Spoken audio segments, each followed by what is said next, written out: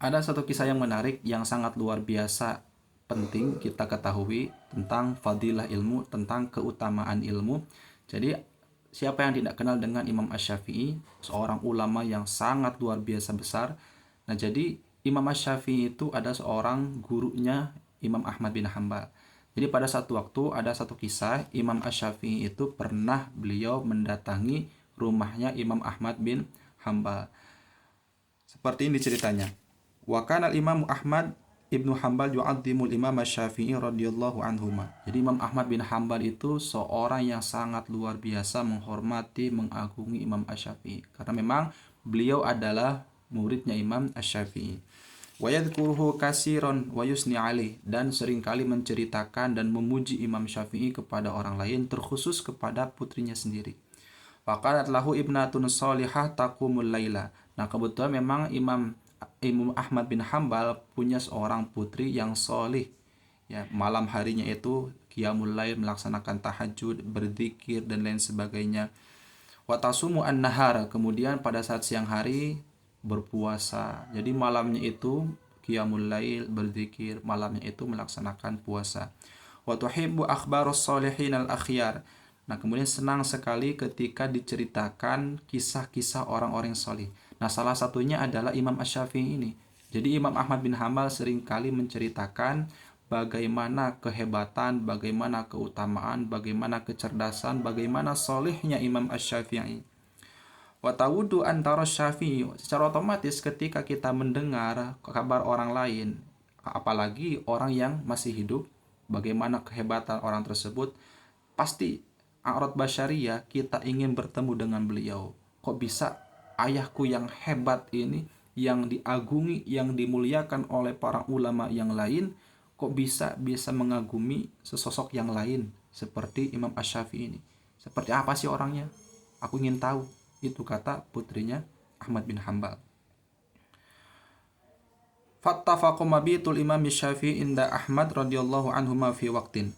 Nah, kebetulan memang Imam Asy-Syafi'i itu ingin menginap di rumahnya Imam Ahmad bin Hambal. Fafarihatil bintu bidzalika, otomatis putrinya Imam Ahmad bin Hambal itu merasa bahagia, merasa senang dengan kejadian tersebut karena Imam Ahmad bin Hambal putrinya itu bisa menyaksikan secara langsung bagaimana sesosok yang sangat dikagumi oleh ayahnya tersebut. Tab'an antara af'alahu wa tasma'a maqalahu, karena berharap bisa melihat bagaimana aktivitas yang dilakukan oleh sesosok yang dikagumi oleh ayahnya dan bisa mendengarkan apa maqalah-maqalah yang akan disampaikan nanti oleh seseorang yang dikagumi oleh ayahnya. Falamma kana lailu qamal imamu Ahmadu ila wadhifati sholati wa dzikrihi. Nah, pada saat malam hari, Imam Ahmad seperti biasa melaksanakan sholat tahajud, melaksanakan sholat sunnah, berzikir dan lain sebagainya. Wal Imam Syafi'i radhiyallahu anhu mustalikun ala dhuhri wal bintu tarquhu ilal fajri. Nah, sedangkan Imam Syafi'i itu malah bersenderan, ya berselonjoran sambil tiduran. Nah, pada saat itu ya, putrinya Imam Ahmad bin Hambal itu mengawasi kegiatan Imam Asy-Syafi'i. Loh, otomatis kan merasa aneh. Lah, kok orang yang dikagumi oleh ayahku kok seperti ini? Malam hari bukannya melaksanakan tahajud, bukannya melaksanakan zikir, lah kok malah tiduran sih? Lo kan merasa penasaran. Faqala li abihi, ra'aituka tu'azzimu Syafi'iyya wa ma ra'aitu lahu fi hadhihi shalah la salatan wala dzikran wala wirdan. Wahai ayah, ya, aku melihat engkau sangat mengagumi sesosok Syafi'i. Lantas aku lihat, aku awasi sejak tadi dia itu hanya sedang tiduran, hanya selonjoran sambil tiduran. Fabainama huma fil hadisnya, ketika Imam Ahmad dengan putrinya sedang mengobrol, idh qama Syafi'i faqalahu Ahmad. Nah, ternyata Imam Asy-Syafi'i terbangun, kemudian mendatangi kedua orang tersebut. Nah, kemudian ditanyalah Imam Asy-Syafi'i oleh Imam Ahmad, kaifa kanat lailatul, wahai guru, bagaimana malam hari ini? Faqal, lalu Imam Asy-Syafi'i menjawab, ma ra'aitu lailatan atyaba minha wala abraka minha wala arbaha. Aku tidak pernah melihat ada malam yang seberkah ini, yang seindah ini, dan yang seuntung ini. Otomatis kan penasaran Imam Ahmad bin Hambal. Faqal, kaifa dzalik? Bagaimana bisa seperti itu guruku? Tolong ceritakan kepada kami. Qal, lalu jawab Imam Syafi'i, la inni rattabtu fi hadhihi lailah mi'ata mas'alatin wa ana mustalikun ala dhuhri kulluha fi manafi'il muslimin.